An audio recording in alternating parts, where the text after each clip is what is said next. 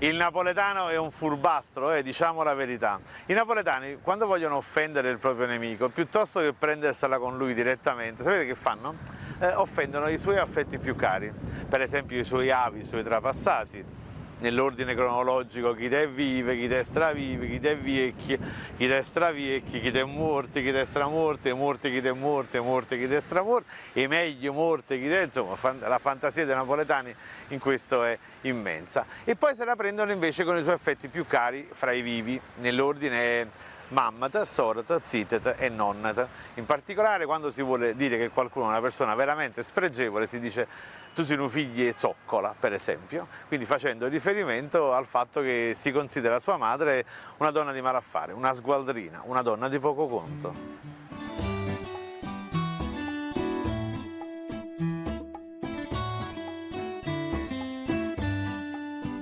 Ma oltre a figlie zoccola, le locuzioni del tipo sinu figlie e, insomma, sono tantissime. Per esempio una delle più diffuse è tu sinu figlie mappina. Ecco, la mappina è un altro sinonimo, insomma, in realtà di donna di malaffare. La mappina è lo strofinaccio da cucina, no? Il panno, quello che si sporca, si lorda di grasso in cucina. In realtà ce ne sono diverse di mappine. Ci sta mappine fuculare, a mappine per la povera, a mappine per i servizi, diciamo così, e poi c'è quella peggiore che è a mappine lo cesso. Va bene, ma insomma, quindi la mappina è qualcosa di veramente molto sporco. Infatti c'è un detto che dice chi nasce mappina non può diventare fazzolette sete.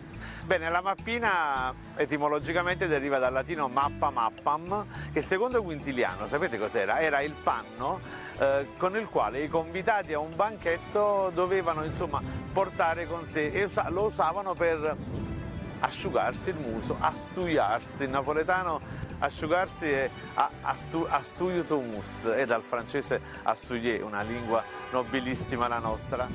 Asciugare, vi ricordate quando c'era sul braciere c'era l'astuiaturo, quella struttura di legno che serviva appunto per asciugare i panni. Insomma, sinu figlie mappina fa di nuovo riferimento alle caratteristiche professionali della madre.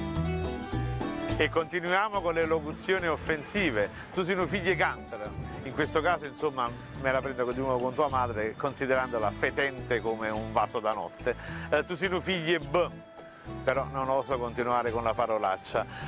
Tu sei un figlio indrocchia, è una delle più divertenti, o figli indrocchia. Ma che è sta indrocchia? Potrebbe entrarci, per esempio, non lo so, il paese di Pollena Trocchia, no, non c'entra affatto, anzi saluto tutti gli amici di Pollena Trocchia.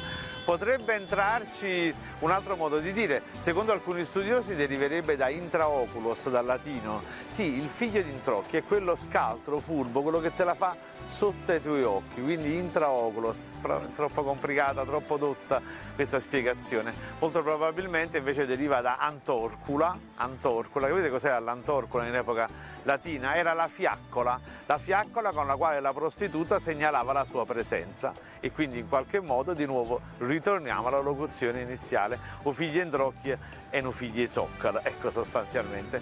Però talvolta questa locuzione noi napoletani la usiamo in senso addirittura positivo, come a dire, beh, tutto sommato quello è uno furbo, è uno scaltro, è un tipo sveglio. E sapete perché? Perché probabilmente i figli, insomma, di padre ignoto, i figli di zoccola, i figli di antorcula, sono cresciuti spesso in un ambiente malfamato, sono cresciuti per vie, per strada, e hanno sviluppato, insomma, loro malgrado, un carattere furbo, pronto, scaltro. Quindi quando uno è veramente un po' che ci faccia musa, ecco, è un figlio in trocchia.